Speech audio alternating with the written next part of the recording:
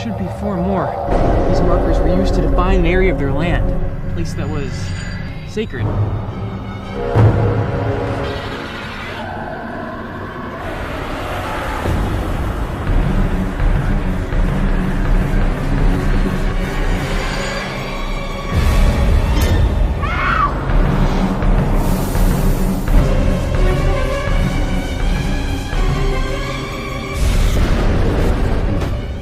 Kali ini kita akan mengulas sebuah alur cerita film yang bergenre horor dengan judul The Secret yang telah rilis pada tahun 2009. Film ini akan mengisahkan tentang sekelompok pelajar yang melakukan sebuah penelitian untuk menyelesaikan tesis mereka tentang keberadaan sebuah suku yang dikatakan sebagai suku asli Amerika yang berada di sebuah daerah yang sangat terpencil, yang mana untuk mencapainya mereka harus memasuki hutan dan menyusuri sungai. Namun setelah sampai di sana, mereka mulai terjebak di daerah tersebut, yang ternyata tanah yang mereka datangi adalah daerah yang sangat keramat, di mana ada sebuah legenda mengatakan tanah tersebut adalah tempat mengeksekusi mati para kriminal suku pada zamannya. Jadi bagaimanakah kisah selengkapnya dari film The Secret 2009 ini? Kita simak saja alur ceritanya.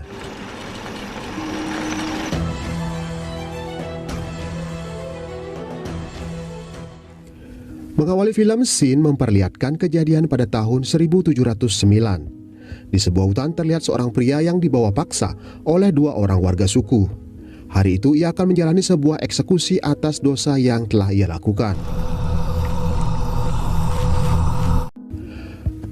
Seorang dukun wanita kemudian menancapkan beberapa buah batang ke tanah, dan pria tersebut dibiarkan terikat dan ditinggalkan sendirian.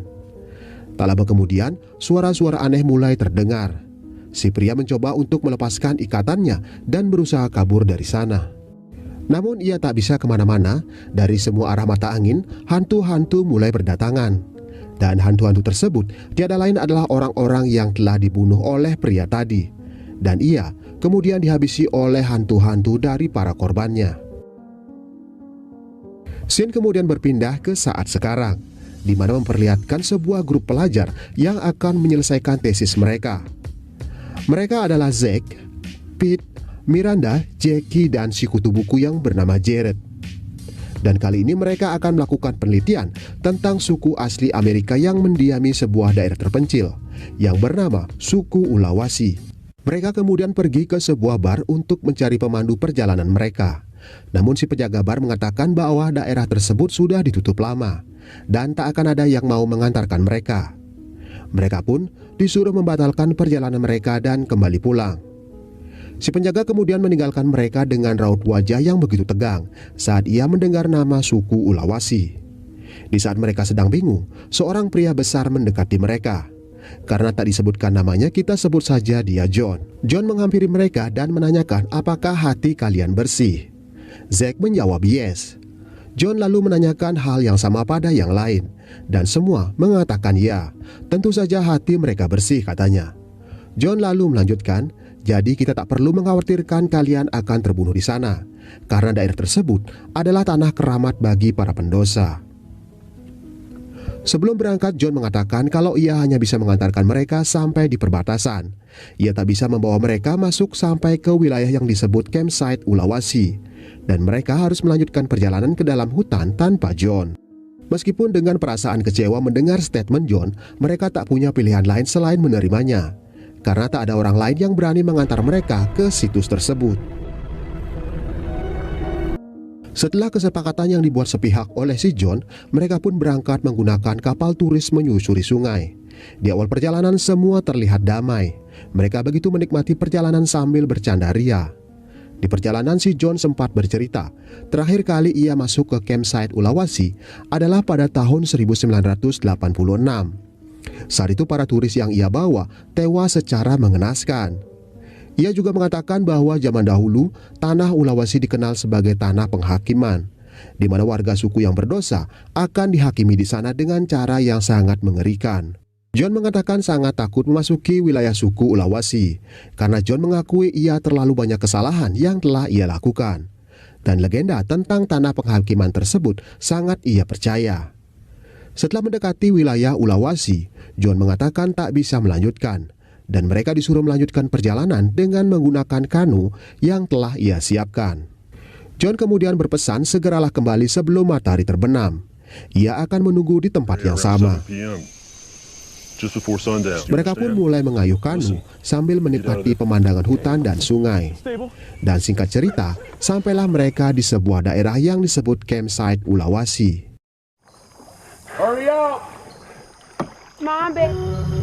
Satu persatu mereka mulai turun dari kanu, dan kemudian Pete mengikatkan kano mereka ke salah satu pohon. Mereka mulai menyusuri semak-semak dan menemukan sebuah tugu berukir. Jared mengatakan bahwa jika mereka telah menemukan tugu tersebut, itu berarti mereka telah memasuki kawasan sakral Ulawasi. Dan ini adalah sebuah warning bagi siapapun yang memasuki daerah tersebut agar selalu tetap berpikiran positif. Pada saat tengah hari, mereka memutuskan untuk mencari tempat beristirahat. Dengan panduan sebuah peta, Jared memandu teman-temannya hingga mereka berhasil menemukan beberapa pondok. Mereka lalu berpencar untuk memeriksa pondok yang masih layak ditinggali. Jackie kemudian masuk ke sebuah pondok, dan di sana ia mulai mendengar suara-suara aneh. Dan saat memeriksa kamar mandi, air yang keluar dari keran berwarna merah. Setelah menemukan sebuah pondok yang dirasa cocok, Jared mulai menjelaskan apa yang perlu mereka lakukan dalam riset. Jared juga berpesan pada teman-temannya untuk tidak mengambil apapun dari tanah tersebut. Mereka mulai berpencar dan mencari bahan-bahan penelitian.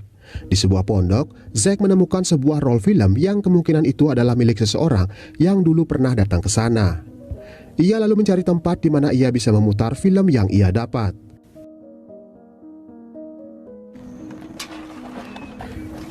Di dalam rekaman, ia melihat beberapa orang yang datang ke sana sebelum mereka. Terlihat beberapa orang yang juga tengah berlibur di sana. Namun tiba-tiba rekaman film berubah dan memperlihatkan Zack dan kawan-kawannya ketika pertama kali mereka menginjakan kaki di Campsite Ulawasi. Zack mulai merasa ada seseorang yang mengintai dan mengikuti perjalanan mereka. Ia sekarang nampak sangat ketakutan, dan untunglah saat itu ia melihat Jared yang sempat lewat. Tanpa menceritakan yang ia temukan, Zack lalu pergi bersama Jared. Di tempat yang berbeda, Miranda yang masuk ke sebuah pondok juga menemukan beberapa foto yang berisi 5 orang yang datang ke sana sebelum mereka. Ia juga memperlihatkan foto-foto tersebut kepada Pete.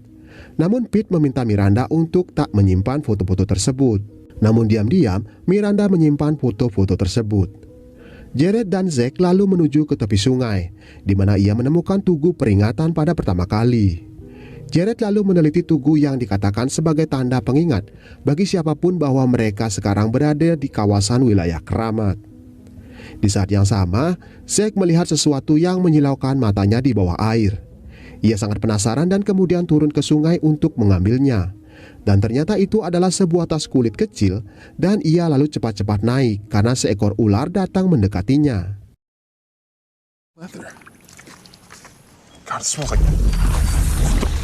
Zack yang tak mengetahui kalau yang ia dapat adalah benda keramat peninggalan suku Ulawasi memberikan barang tersebut kepada Jared. Dan saat Jared melihat isinya, ia begitu bersemangat karena mendapatkan beberapa batang kayu berukiran sama seperti yang ada di tugu peringatan.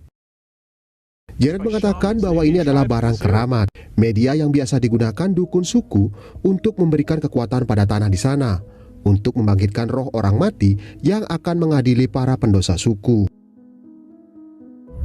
Ia lalu mencoba menancapkan batang-batang tersebut ke dalam tanah sesuai aturan yang ada di buku.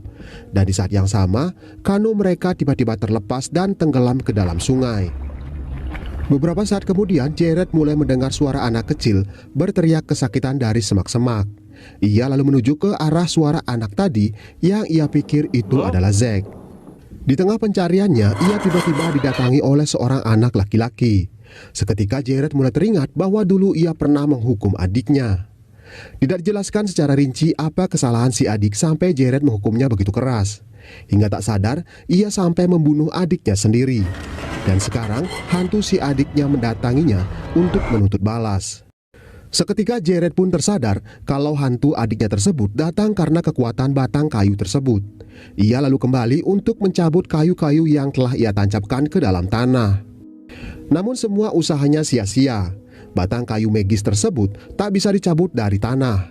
Dan tak lama kemudian, hantu adiknya pun datang dan membunuh Jared. Di tempat berbeda, Pete yang berada di dalam hutan bertemu dengan seekor dogi hitam. Si dogi terlihat menatap tajam ke arah Pete dan ia terus menggonggong hingga membuat Pete berlari ketakutan.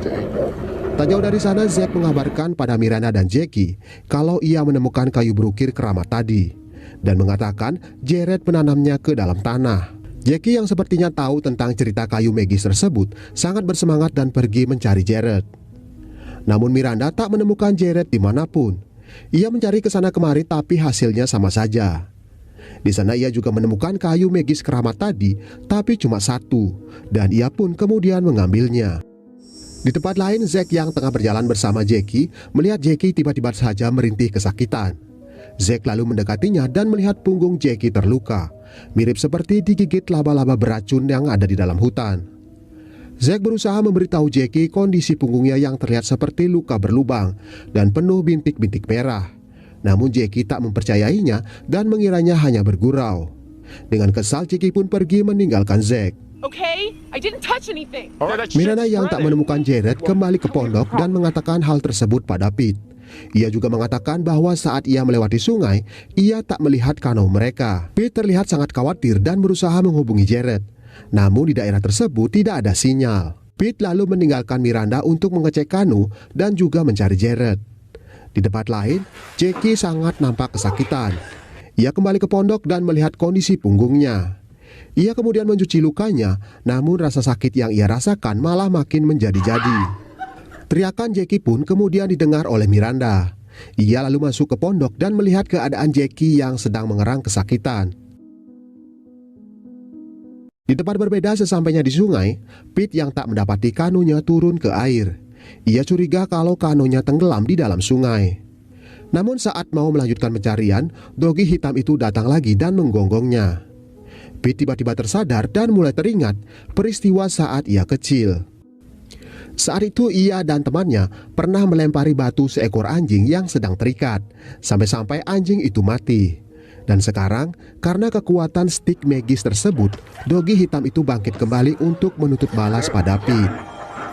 Pete lalu mencari jalan lain untuk menghindari si dogi. Namun sayang sekali, saat ia lengah si dogi menerkam lehernya hingga Pete tewas seketika. Hari pun makin gelap di pondokan. Mereka bertiga mulai risau menunggu Jared dan Pete tak kunjung datang. Di sisi lain, keadaan Jackie semakin memburuk. Zack lalu disuruh Miranda pergi mencari Jared dan juga Pete. Dengan sedikit terpaksa, ia pun mencari teman-temannya. Miranda lalu menyelimuti Jackie yang nampak sangat kedinginan. Jackie mengatakan bahwa sekarang ia mulai percaya kalau legenda yang ada di tanah campsite Ulawasi bukanlah sekedar mitos. Karena sekarang ia mulai merasakan hukuman pengadilan atas dirinya sendiri. Ia lalu bercerita bahwa dulu ia pernah bekerja sebagai perawat. Dan saat itu ia sedang merawat seorang pasien lansia bernama Diego. Diego adalah pasien dengan alergi kronis. Dan ketika tiba saatnya ia memberi obat si kakek Diego, ia salah mengambil obat. Karena saat itu ia diganggu oleh pacarnya Pete. Namun ia tetap menyuntikkan obat tersebut pada si kakek, meskipun ia sudah tahu kalau itu bukanlah obat si kakek.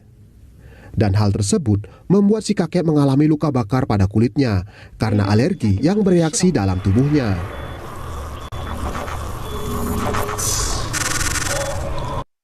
Dan sekarang balasan atas dosanya pada si kakek harus ia rasakan sekarang. Ia merasa sangat-sangat berdosa. Namun semuanya sudah terlambat. Kulitnya makin terasa panas dan seperti membakarnya. Miranda kemudian pergi mengambilkannya air. Namun saat Miranda kembali, Jackie sudah meninggal dunia.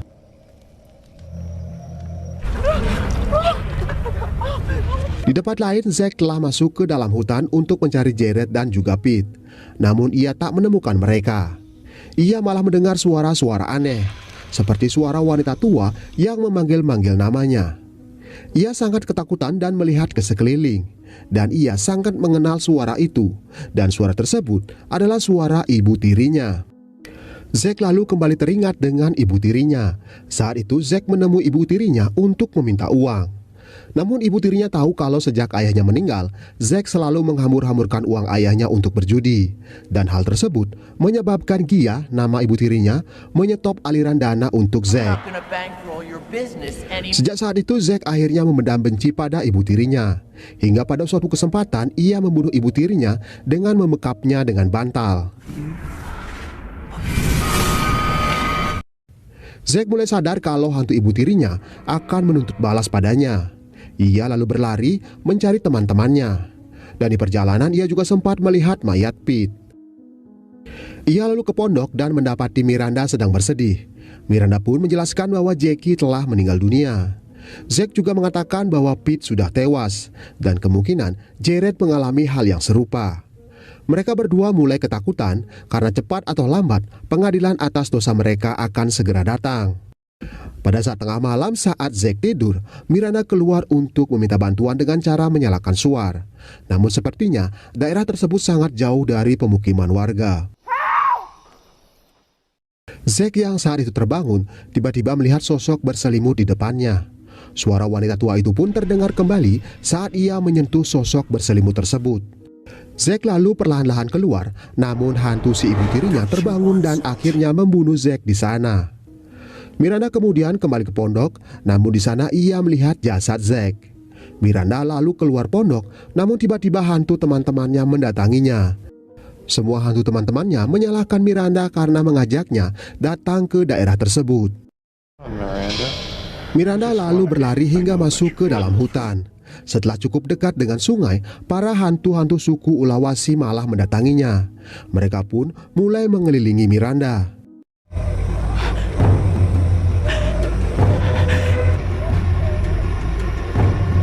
Miranda yang tak menemukan jalan keluar akhirnya turun ke sungai. Dengan berpegangan pada sebuah batang pohon, ia pun tertidur dan tubuhnya terbawa oleh aliran sungai.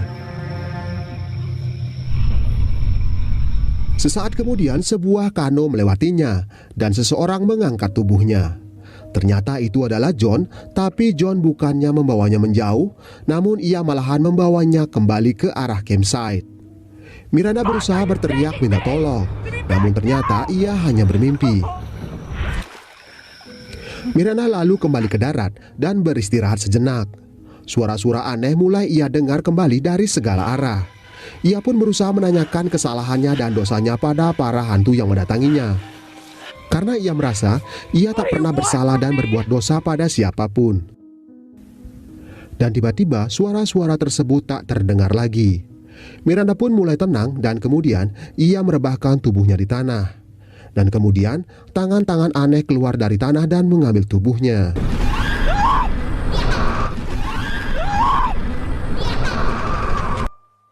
Dan film pun tamat. Oke teman-teman, demikian alur cerita film The Secret tahun 2009. Jadi inti dari film ini menceritakan campsite Ulawasi yang menyimpan sebuah legenda yang dipercaya sebagai tempat penghakiman dosa. Miranda dan teman-temannya yang berniat melakukan riset di sana akhirnya menjadi korban karena mereka harus membayar dosa-dosa yang telah mereka lakukan. Bahkan Miranda yang tak bersalah sekalipun ikut menjadi korban. Mungkin karena ia telah mengambil satu stik suku Ulawasi saat ia mencari Jared, dan ia akhirnya menjadi korban ulahnya sendiri. Oke teman-teman, sekian video alur cerita kali ini. Mohon maaf jika banyak kekurangan dalam penyampaian alur ceritanya. Terima kasih bagi yang sudah menonton dari awal sampai akhir. Jangan lupa subscribe. Sehat selalu dan kita akan bertemu kembali di video berikutnya.